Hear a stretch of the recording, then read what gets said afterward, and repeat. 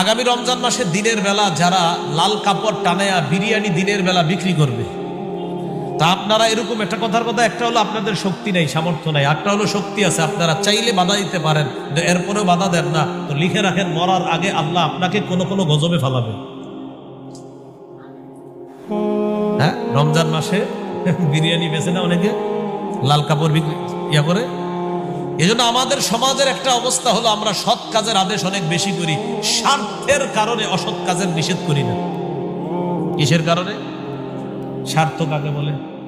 আমার একজনের সাথে ভালো সম্পর্ক, চিন্তা করলাম উনি মাহফিলে আমার পাশে বসা, আর ঘটনাচক্রে জানতে পারছি উনি সুদ খায়, তো চিন্তা করলাম আজকে সুদের ওয়াজটা করবো না, কারণ আমার পাশে যে বসা আমার মহব্বতের লোক, হ্যাঁ কি মনে করবে?